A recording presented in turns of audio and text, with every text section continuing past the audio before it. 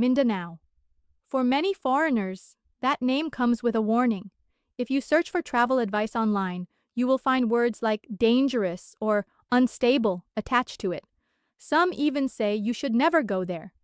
But Mindanao is not just a headline or a travel advisory. It is the second largest island in the Philippines, home to more than 25 million people, rich in natural beauty, culture, and history. So why does this region carry such a strong reputation for danger?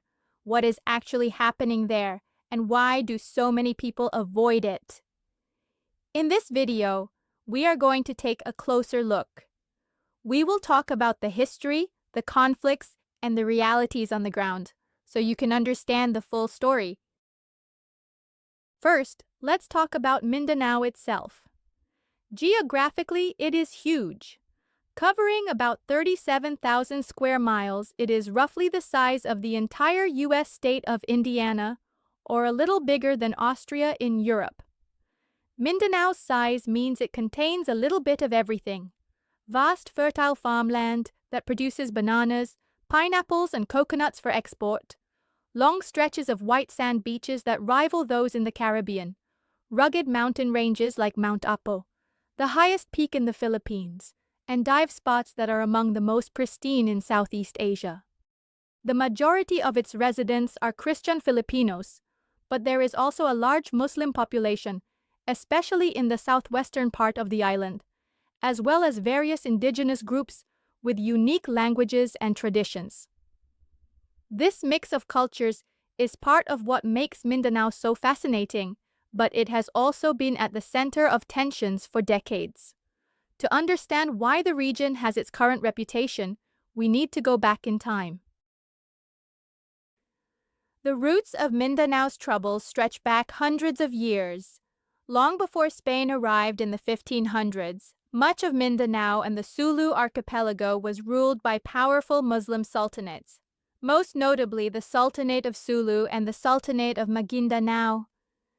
These were not small tribal kingdoms, but organized states with their own trade networks reaching as far as China, Malaysia, and the Middle East.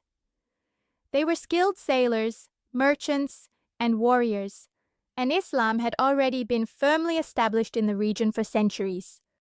When Spain began colonizing the Philippines, these sultanates resisted far more fiercely than most of the archipelago. For over 300 years, the Spanish never fully conquered Mindanao's Muslim heartlands, which they referred to as Moro territory, a name derived from the Moors of North Africa. The Spanish launched dozens of military campaigns against the Moros, and in turn, Moro fighters conducted coastal raids on Spanish settlements in the Visayas and Luzon. This cycle of conflict created a deep historical divide between the Muslim South and the Christian North.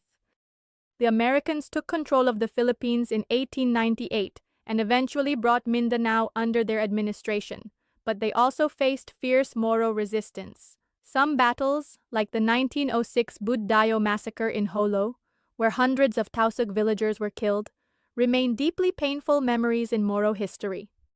In the 20th century, especially after World War II, the Philippine government encouraged migration from the northern and central islands to Mindanao. This policy aimed to develop the region's rich agricultural potential, but it drastically changed the demographics.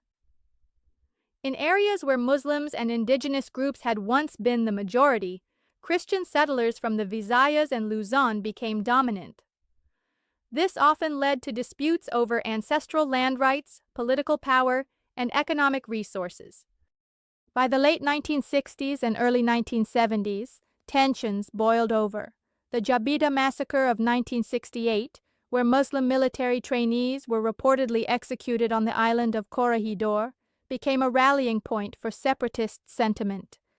Armed groups like the Moro National Liberation Front, MNLF, emerged, demanding independence for the Bangsamoro homeland. Later, a faction broke away to form the Moro Islamic Liberation Front, MILF, which pushed for an Islamic state in Muslim-majority areas. For decades, clashes, bombings, and kidnappings made global headlines, and parts of Mindanao were tagged as no-go zones for tourists and foreign businesses. Yet behind those headlines was a deeply rooted struggle over history, identity, and the right to self-determination. While the MILF eventually shifted toward peace negotiations and signed agreements with the Philippine government, most notably the 2014 Comprehensive Agreement on the Bangsamoro, the end of large-scale MILF fighting did not mean the end of violence in Mindanao. In the power vacuum left in certain remote and poorly governed areas, smaller but more radical groups thrived. Among the most infamous is Abu Sayyaf, a group that originated in the early 1990s as a splinter faction of the MNLF. Initially, it claimed to fight for an independent Islamic state, but over time, it became better known for criminal activities, especially high-profile kidnappings for ransom. Some of their most notorious cases involved abducting foreign tourists, missionaries, and even entire resort staff from coastal areas in both the Philippines and neighboring Malaysia. Their operations were largely concentrated in the Sulu archipelago, a chain of islands between Mindanao and Borneo, where dense jungles and difficult terrain made military operations challenging. In the 2010s, another layer of complexity emerged. Extremist factions in Mindanao began aligning themselves with global jihadist movements, particularly the so-called Islamic State, or ISIS. The most shocking example was the 2017 siege of Marawi City. In May of that year, fighters from the Maute group and a faction of Abu Sayyaf, both pledging allegiance to ISIS, seized control of parts of Marawi. For 5 months, the Philippine military engaged in intense urban combat rarely seen in Southeast Asia. The fighting destroyed entire neighborhoods, displaced hundreds of thousands of residents, and left large parts of the city in ruins. The siege became international news, and images of black ISIS flags flying over buildings in the only officially recognized Islamic city in the Philippines shocked many around the world. While Marawi is now undergoing a slow and expensive rebuilding process, the event cemented an image of Mindanao as a hotspot for terrorism in the eyes of many outsiders, even though such incidents are concentrated in very specific areas, far from the daily life in most of the island. Here is where the story becomes more nuanced. While parts of Mindanao do still face security concerns, the reality on the ground is far more complex than the headlines suggest. Too often, the entire island gets painted with a broad, dangerous label, even though trouble is concentrated in specific pockets. This reputation is largely shaped by incidents involving a handful of armed groups in certain provinces, but it does not reflect the everyday experience of most people living in Mindanao. In fact, both the Philippine government's own security bulletins and the travel advisories issued by the United States, Australia, and other nations make this distinction very clear. Rather than warning against the entire island, they highlight certain provinces or municipalities as high-risk zones. For example, the Sulu archipelago and parts of western Mindanao like Basilan, Jolo, and some areas of the Zamboanga Peninsula remain flagged due to the presence of armed groups and sporadic violence. On the other hand, there are areas of Mindanao that are not only safe but thriving. Davao City in the southeast is one of the best-known examples. It is marketed as a business-friendly hub and a tourist gateway to nearby attractions like Samal Island's beaches and Mount Apo, the tallest mountain in the Philippines. Former President Rodrigo Duterte, who served as mayor of Davao City for over 2 decades before leading the country, remains highly popular in this part of Mindanao. Supporters credit him with transforming Davao from a city once plagued by high crime into one of the safest urban centers in the Philippines. During his tenure, strict law enforcement and an iron-fisted approach to policing led to a dramatic drop in reported crime and gave the city a reputation for order and discipline. Critics, however, point out that these gains came at a heavy cost. Duterte's methods included extrajudicial killings and other human rights violations, actions condemned by international organizations and human rights groups. This mix of fear, order, and perceived effectiveness helps explain why some communities continue to support political figures linked to him. In their eyes, the trade-off was worth it, even if the rest of the country or the world sees it differently. That said, the risk is not zero. Rural and coastal areas, especially in parts of Maguindanao, the Zamboanga Peninsula, and the Sulu Archipelago, can still see incidents of armed clashes, piracy, or kidnapping for ransom. For travelers, the difference between a safe and unsafe destination in Mindanao can be a matter of just a few dozen kilometers, which is why local knowledge and up-to-date guidance are so important. So why do so many foreigners avoid Mindanao entirely? A big part of it comes down to perception shaped by headlines. When something violent or dramatic happens in the region, it often makes international news.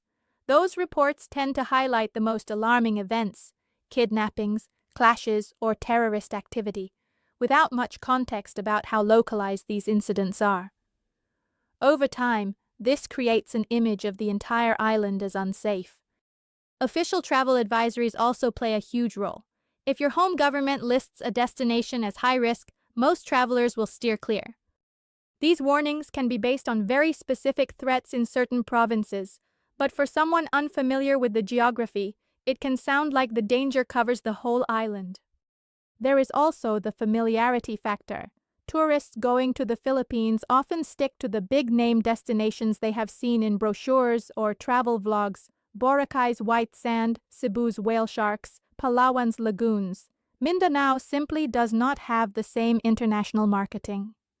When you combine that lack of awareness with occasional headlines about conflict, it becomes much easier for people to just cross it off their list without looking deeper.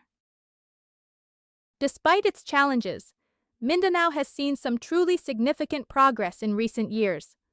One of the most historic milestones came in 2019 with the creation of the Bangsamoro Autonomous Region in Muslim Mindanao, or BARMEM. This new political entity was the result of decades of negotiations and a landmark peace deal with the Moro Islamic Liberation Front. For many, BARMEM represents more than just new boundaries on a map.